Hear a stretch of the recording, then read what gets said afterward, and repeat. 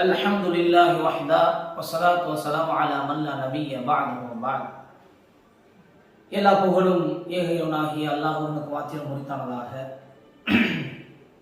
அவனுடைய சாந்தியும் சமாதானமும் நாம் எல்லாம் உயிரோட மேலாக நேசிக்கக்கூடிய உத்தம சத்திய தூதர் முஹம்மது நபி ஸல்லல்லாஹு அலைஹி வஸல்லம் அவர்கள் மீதும், அவர்களை பின்பற்றி வாழ்ந்த சத்திய சஹாபாக்கள், தபீஈன்கள், தபா தபீஈன்கள், சுஹதாக்கள், இமாம்கள், நல்லோர்கள் அனைவர்கள் மீதும் அல்லாஹ்வுடைய சாந்தியும் சமாதானமும் என்றும் என்றென்றும் நின்று நிலவட்டுமாக பிரார்த்தனை செய்தோனாய்.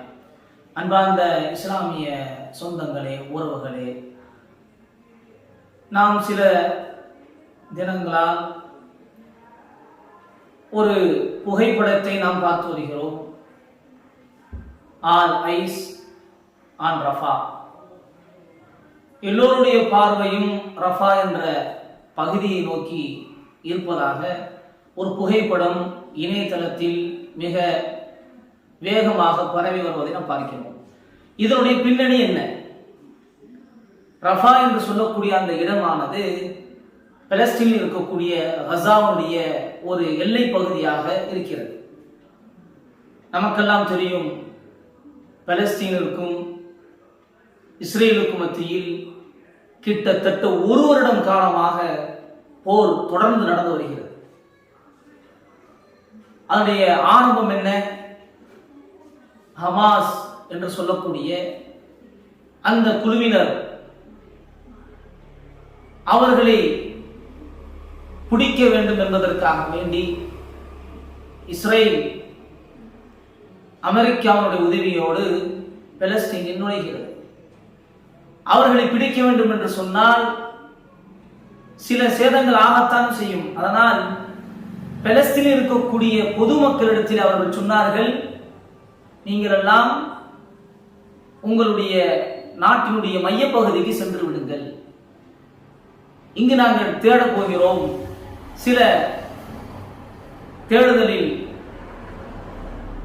சில தாக்குதல்கள் ஏற்படலாம், அதில் பொதுமக்கள் பாதிப்படையக்கூடாது என்ற அந்த எண்ணத்தை வெளிப்படுத்தும் வண்ணமாக இவர்கள் கூற மக்களெல்லாம் இவர்கள் பேச்சை நம்பி மையப்பகுதிக்கு சென்றார்கள். சென்றதற்கு பிறகு என்ன நடந்தது? மையப்பகுதிக்கும் வந்தார்கள். இங்கு இருக்கலாம், அந்த இடம் பார்த்தாச்சு, இங்கு பார்க்கணும், இங்க தேட போறோம், நீங்க சவுத்தை நோக்கி இன்னும் கொஞ்சம் தூரமா போயிடுங்க என்று சொன்னாங்க. மக்களும் நம்பி போனார்கள். அவர்கள் வந்த இடமெல்லாம் அடித்து எல்லாவற்றையும் நாசமாக்கி விட்டார்கள். பிறகு அந்த சவுத்திற்கும் சென்று மக்கள் இருக்கக்கூடிய பகுதியில் நீங்கள் கடைசியாக இருக்கக்கூடிய ரஃபா என்ற பகுதிக்கு போயிடுங்க, அங்கு நாங்கள் உங்களை தாக்க மாட்டோம், அங்கு நாங்கள் உங்களை தாக்க மாட்டோம், நீங்கள் அங்கு வாழலாம் என்ற இவர்களுடைய இந்த மாய பேச்சை நம்பி மக்களும் இந்த ரஃபா என்ற பகுதிக்கு சென்றார்கள். இறுதி இடம்,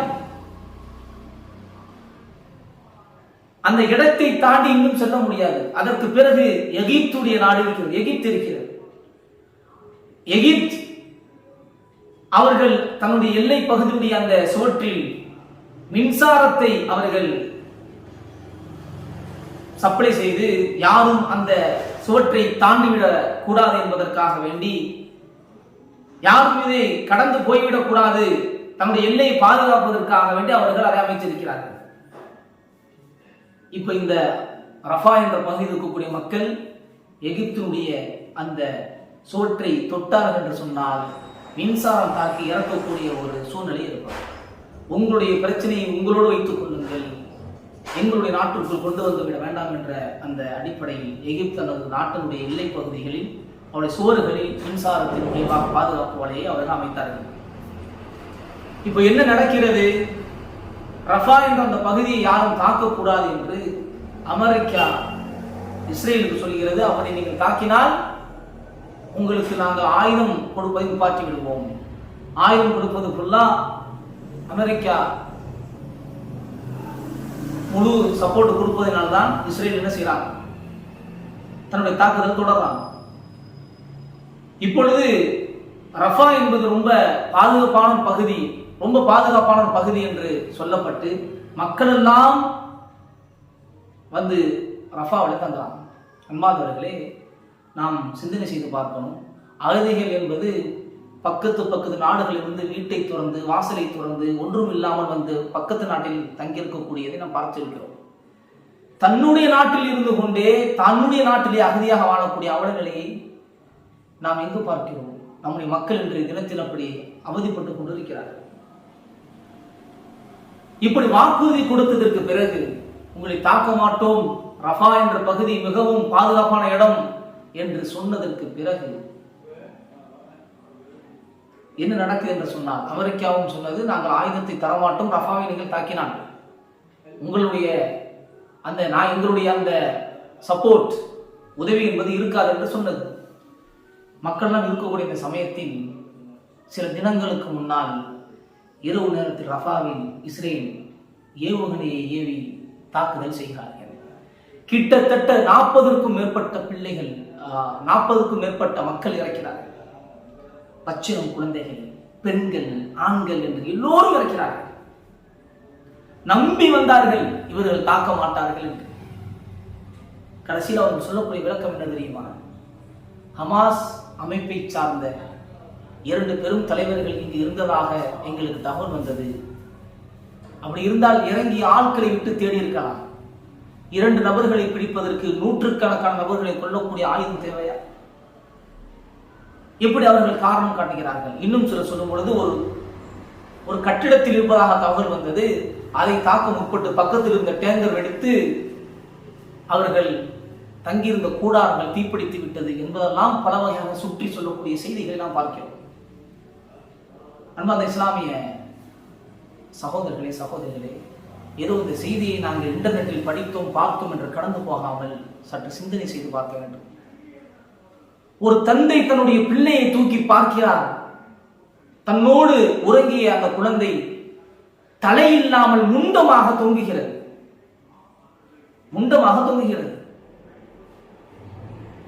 நீங்க இந்த காணொலியில பார்க்கலாம்.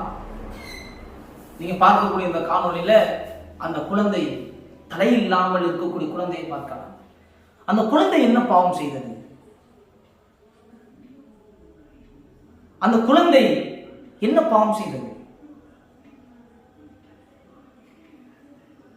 ஒரு குழுவினரை பிடிப்பதற்காக வேண்டி ஒரு இனத்தையே இப்படி தாக்குவது சரியா? அன்பார்ந்த இஸ்லாமிய சொந்தங்களே,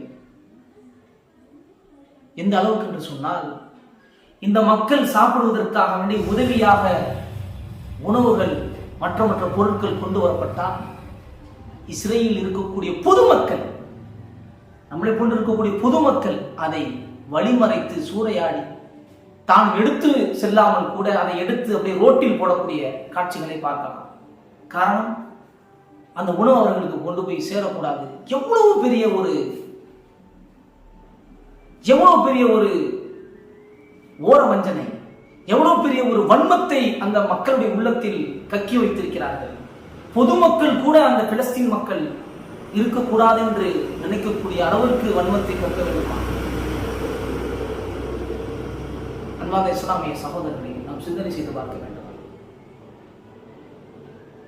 ரஃபாவை தாக்கினால் நாங்கள் உதவி செய்ய மாட்டோம் என்று சொன்ன அமெரிக்காவிடத்திலே கேள்வி எழுப்பினால் அவர்கள் சொல்லக்கூடிய செய்தி, இரண்டாவதாக அவர்கள் தாக்கியதும் அமெரிக்காவுடைய ஏவுகணை தான். ஏன் என்று கேட்கும் பொழுது இன்னும் இஸ்ரேல் நாங்கள் விதித்த அந்த விதிமுறையை கடக்கவில்லை என்று பதில் கொடுக்கிறார்கள். எத்தனையோ அமெரிக்காவுடைய அரசு ஊழியர்கள் எங்களுக்கு இந்த அரசு பதவி வேண்டாம் என்று ராஜினாமா செய்யக்கூடியதையும் பார்க்கிறோம். அந்த மக்கள் எங்கு போவார்கள்? பிலஸ்தீன் மக்களுக்கு பாதுகாப்பான இடம் எங்கு இருக்கிறது? அதனால்தான் ஆல் ஐஸ் ஆன் ரஃபா என்ற அந்த செய்தி மிக வைரலாக மக்களுக்கு மத்தியில் பரவி கொண்டிருக்கிறது. காரணம் இதுதான். மக்கள் எங்கு செல்வார்கள்? குழந்தைகள், பச்சிளம் குழந்தைகள், பெண்கள், ஆண்கள், எதிர்பார்க்காத நேரத்தில் தாக்குதல்.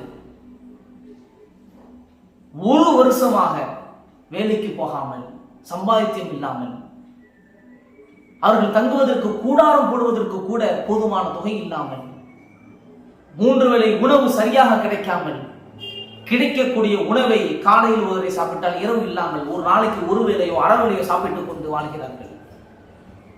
இதை நாம் சாதாரணமாக கடந்து செல்கிறோம். எத்தனையோ அரபிய தேசங்கள் இருந்தும் அந்த மக்கள் பலன் பெறாமல் இருக்கிறார்கள். பலன் பெற முடியவில்லை. கேட்கிறார்கள், எங்கு போனது இந்த அரபு தேசங்கள்? எங்களை ஏன் இப்படி பார்த்து கொண்டிருக்கிறார்கள்? என் சகோதரர்கள் எங்கே என்று அவர்கள் கேள்வி எழுப்புகிறார்கள். நாம் என்ன பதில் வைத்திருக்கிறோம்? ஒரு குழந்தை இறந்து போன தாயின் பக்கத்தில் அமர்ந்து கொண்டு அழுகிறது. தாயே, எனக்கு பயமாக இருக்கிறது, உன்னது பக்கத்தில் நான் வந்து படுத்துக் கொள்ளட்டுமா? ஒரு பிள்ளை அழுகிறது, தந்தையை தூங்குகிறார் என்ற எண்ணத்தில் எழுப்பிக் கொண்டிருக்கிறது. வாப்பா வாங்க, வாப்பா வாங்க, வாப்பா என்று. அந்த குழந்தைக்கு தெரியாது எனது தந்தை இறந்து விட்டார் என்று. இவ்வளவு விஷயங்களை பார்க்கிறோம். நாம் அவர்களுக்காக என்ன செய்யணும்? என்ன செய்ய முடியும்? நாம் பொருளாதாரத்தை கொண்டு உதவக்கூடிய அவசியம் கூட இப்ப நம்மகிட்ட இல்லை. இல்ல பொருளாதாரத்தை கொடுத்து உதவணுமா? அதை கேட்கல.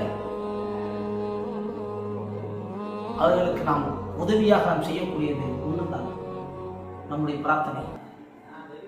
நாம் அவர்களுக்காக பிரார்த்தனை செய்வது, அவர்களுக்காக அல்லாஹ்விடத்தில் மன்றாடுவது. அதுஆ சிலாஹுல் மூமின். அல்லாஹ்வுடைய தூதர் சொன்னார்கள், பிரார்த்தனை ஒரு மூமினுடைய ஆயுதம் என்று சொன்னார்கள். ஆயுதம் ஏந்தி போராட வேண்டிய அவசியம் அல்ல. அந்த மக்களுக்காக வேண்டி எங்களுடைய ஒவ்வொரு வக்து தொழுகைகளையும் கையேந்தி அல்லாஹ்விடத்தில் பிரார்த்தனை செய்வோம். எத்தனையோ அரபு தேசங்கள் இருந்து அவர்களுக்கு உதவ மறுத்தாலும், உதவுவதற்கு அவர்கள் பின்தங்கினாலும், யோசித்தாலும் நாம் அதற்கு தேவையில்லை. அது நமக்கு வேண்டியதல்ல. அல்லாஹ் ஒருவன் உதவுவதற்கு அல்லாஹ் நாடிவிட்டால், அல்லாஹ் உதவிவிட்டால் யாருடைய உதவியும் தேவையில்லை. அல்லாஹ் ரப்பல் ஆலமீன் நினைத்தால் இந்த நிமிடம் அது அப்படியே மாற்றிப்பட முடியும். அல்லாஹ் அப்படியே மாற்றி போட்டு விடுவான். ஒரு சின்ன காற்றை வைத்து அல்லாஹ் உலகத்தையே புரட்டி விடுவான். அன்பார்ந்த இஸ்லாமிய சகோதரர்களே, தோழர்களே, அதிகமாக அல்லாஹ்விடத்தில் அவர்களுக்காக பிரார்த்தனை செய்கிறோம். நாம் நிம்மதியாக உறங்குகிறோம், நிம்மதியாக சாப்பிடுகிறோம், நிம்மதியாக தூங்குகிறோம், நிம்மதியாக நடைமாடுகிறோம், நிம்மதியாக தொழுகிறோம். அல்லாஹ்வை அப்படிப்பட்ட ஒரு வாழ்க்கை அல்லாஹ் அவர்களுக்கு கொடுக்க வேண்டும் என்ற பிரார்த்தனை செய்கிறோம். பள்ளிகள் இடிந்து விழுந்ததற்கு பிறகும் அதிலே நின்று ஈமானோடு அல்லாஹ்வை வணங்கக்கூடிய மக்களை நாம் அங்கு பார்க்கலாம். இன்றைக்கு இங்கு பிரம்மாண்டமான பள்ளிகள் கட்டப்பட்டும் கூட தொழுகை வருவதற்கு நாங்கள் யோசிக்கிறோம். அல்லாஹ் பாதுகாக்க வேண்டும். அங்கு நடந்த அதே நிலைமை நமக்கும் அல்லாஹ் ஏற்படுத்துவதற்கு ஒரு சில வினாடிகளாக அல்லாஹ்வை பயந்து கொள்வோம். அல்லாஹ் நமக்கு கொடுத்திருக்கக்கூடிய நியாமத்தை நாங்கள் அதிகமாக நினைத்து அல்லாஹுக்கு அதிகமாக நன்றி செலுத்தக்கூடியவர்களாக இருப்போம்.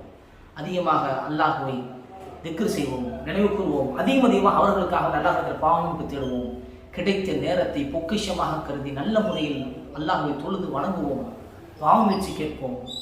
அவர்களுக்காக அதிகமாக துவா செய்வோம், அதிகமாக துவா செய்வோம், அதிகமாக துவா செய்வோம். சுஜூதிலே துவா செய்வோம், தஹஜ்ஜுதிலே எந்திரிச்சு துவா செய்வோம். அல்லாஹ் ரப்பல் ஆலமீன் அவர்களுடைய அந்த நிலைமை அல்லாஹ் மாற்றி கொடுப்பானாக. இப்படி வெறுப்பை கற்கக்கூடியவர்களுக்கு அல்லாஹ் நல்ல ஒரு பாடத்தை புகட்டுவானாக.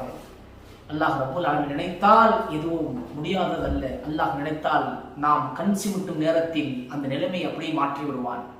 அதற்காக அல்லாஹ்விடத்தில் பிரார்த்தனை செய்வோம். ஒட்டுமொத்த நிலைமையை மாற்றக்கூடியவன் அல்லாஹ்.